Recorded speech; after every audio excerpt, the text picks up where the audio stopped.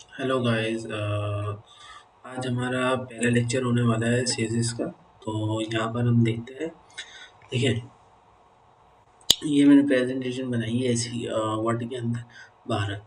तो what is CSS, ठीक है। ये मैं आपको ऑलरेडी ब्रीफ कर चुका हूँ और आप लोगों को याद होगी। जुगाड़, ठीक है। 12। अच्छा, एक सीएसएस में आपको किस तरह से पहले मैंने बताया था कि एचटीएमएल जो है हमारा एक स्केलेटन है, यानी कि आप एक घर बना रहे हैं तो उसका जो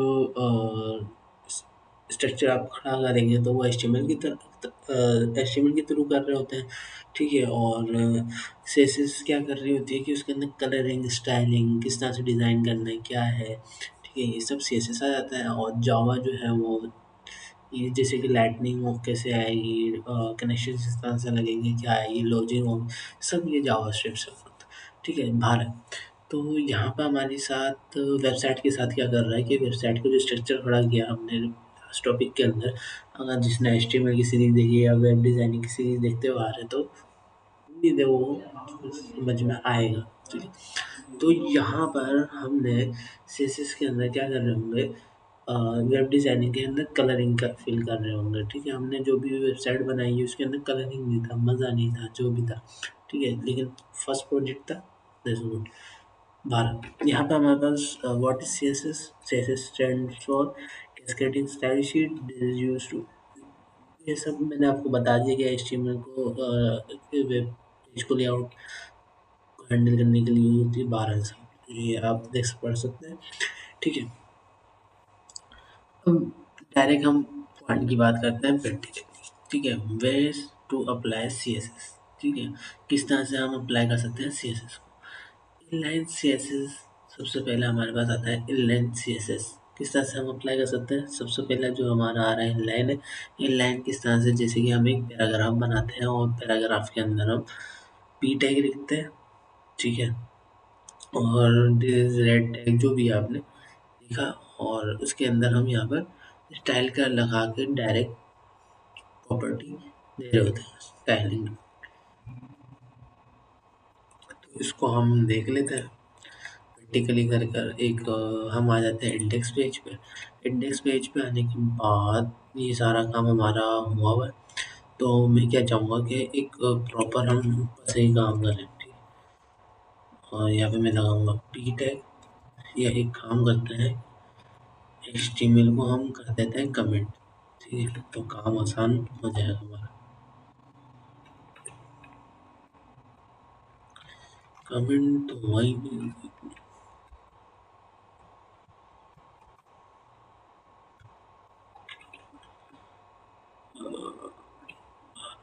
इतना लगता है, ये भी नहीं हो रहा।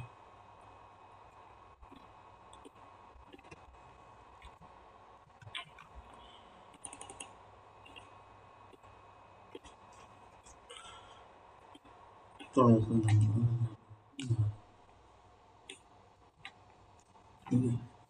हमारा जो जो भी था टैक्स वो कंप्लीट हो चुका है। अब हम नए सीरीज से काम करेंगे। तो यहाँ पर हम लगाएंगे पी टैग, ठीक है, जो सिंपल है। उसके बाद हम इसके अंदर लिख देंगे दिस इज रेड टेक्स्ट, ठीक है। जिस तरह वहाँ पे लिखा हुआ था वैसे मैंने यहाँ पर लिख दिया, ठीक है। उसके बाद उसमें क्या लिखा था कि यहाँ पर स्टाइल का लगाओ। स्टाइल मैंने यहाँ पे लिखा, लगाने के बाद उधर पहली जो हम प्रॉपर्टी समझने वाले हैं वो कलर की है, ठीक है।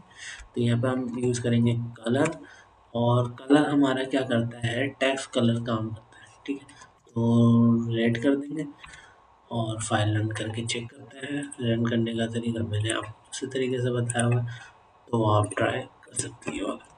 हाँ, तो यहाँ पर आ चुका है दिस रेड टेक्स्ट, ठीक है। तो ये आया कैसे, यहाँ से मैंने उसको अप्लाई किया है रेड, ठीक है, कलर प्रॉपर्टी रेड, ठीक है। और यहाँ से आप मल्टीपल कलर चूज भी कर सकते हैं, ठीक है, जो आपको दिख जाए। गुड, तो चेंज हो चुका है, ठीक है। हाँ, ठीक है, रेड हो गया। अच्छा, अब हमारे पास आता है नेक्स्ट के, सॉरी, दूसरा इसके अंदर आता है कि इंटरनल सीएसएस, ये हमारा पहला पार्ट था, यानी कि सीएसएस अप्लाई करने का पहला तरीका था जो कि हमने अभी देखा। ठीक है, अब हमारे पास आता है इंटरनल सीएसएस। इंटरनल सीएसएस किस तरह से हम टारगेट कर रहे होते हैं, तो देखते हैं इंटरनल सीएसएस के अंदर।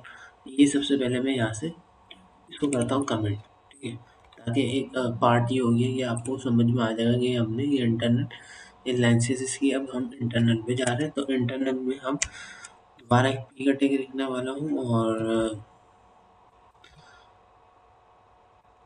एक काम करते हैं कि इंटरनल सीएसएस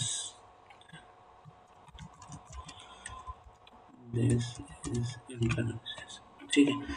अब इसको हमने किस तरह से करेंगे कि हमने लेना है बॉडी हेड के अंदर का, ठीक है, हेड के अंदर हम सीएसएस कर रहे होते हैं।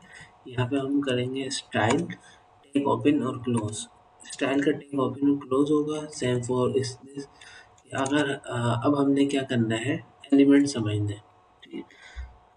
देखिए, जैसे मैंने इसको खोला, अब यहाँ पे मुझे क्या करना है, पी को टारगेट करना है, ठीक है। अब जब पी को टारगेट करना है तो यहाँ पे मैं लिखूंगा पी, और पी के अंदर जो कलर करना है, ठीक है, पी को मैंने टारगेट किया है ना। अब पी के अंदर मैं यहाँ पे कलर प्रॉपर्टी दूंगा, कलर और रेड, ठीक है। अभी ये समझे कि बस कुछ भी नहीं है, बस आप ये समझे कि हेड के अंदर हमने स्टाइलिंग दी है, और पी यूज़ करते हुए पी को हमने देना है ना। तो पी जो है हमारा एक सिलेक्टर है, और उसके अंदर मैंने कलर दिया है रेड, ठीक है। इसको रन करते हैं, रीलोड, तो दिस इज इंटरनल सीएसएस, ठीक है, बाहर। उसके बाद इसको भी हम करते हैं कमेंट। ये हमारा हो गया दूसरा तरीका। अब हमारे पास आता है तीसरा तरीका सीएसएस अप्लाई करने का, ठीक है। तीसरा हमारे पास आता है एक्सटर्नल सीएसएस, ठीक है। इसके अंदर हम क्या कर रहे होंगे कि हमने एक फाइल अलग से बनाना पड़ेगी। अच्छा, ये आखिर में हम करेंगे 12। अभी हमने क्या करनी है, एक अलग से फाइल बनानी होगी सीएसएस की, ठीक है। तो यहाँ पर हम आएंगे, एक न्यू फाइल बनाएंगे, और उसका नाम मैं रख दूंगा style dot C S S. Extension क्या है, डॉट सी एस एस। बाकी आप कुछ भी नाम दे दें फाइल का, एक्सटेंशन आपको पता होनी चाहिए। जिस तरह हम एच टी एम एल में देते थे dot H T M L, इसके अंदर हम डॉट सी एस एस दे देते हैं, ठीक है, जैसे। उसके बाद यहाँ पर वही अप्लाई करूँगा, सेम कोड के पी को हमने क्या करना है, कलर रेड, ठीक है, सेम, ठीक है। और ये जो टैग है ना, ये मुझे नहीं चाहिए, क्योंकि आप टैग की ज़रूरत ही नहीं है। इसको खुद पता है कि सी एस एस के अंदर सी एस एस सी होगी, एच टी एम एल के अंदर एच टी एम एल होगी। तो एच टी एम एल के अंदर हम दूसरी चीज़ करेंगे सी एस एस की, तो वहाँ पे हमने उसको बताना होता है। लेकिन सी एस एस की फाइल में हमने सी एस एस ही कर रहे होते हैं, तो उसको पता ही होता है, ठीक है, भारत। अब हम क्या करेंगे कि यहाँ पर हमने अप्लाई करना है इस पी के अंदर। तो एक काम ये होता है कि जिस फाइल के अंदर आपको काम करवाना होता है, यानी कि इस फाइल के अंदर आपने सीएसएस कर दी, ठीक है। अब मैंने पी को टारगेट किया, कलर होता है रेड। अब ये फाइल जो है किस फाइल में काम करे, इस फाइल में करे, इस फाइल में करे, या इंडेक्स में, तो उसके लिए हमने यहाँ पे यूज़ करना होता है हेड के अंदर लिंक, ठीक है। रेफरर होगा स्टाइल शीट, रेफ एच रेफ जो है वो आप कंट्रोल स्पेस बार जैसे ही दबाएंगे तो यहाँ पर स्टैंड डॉट सीएसएस की आपको फाइल दिख जाएगी। आपने इसको लिंक करेंगे और रन करेंगे अपनी फाइल, रीलोड।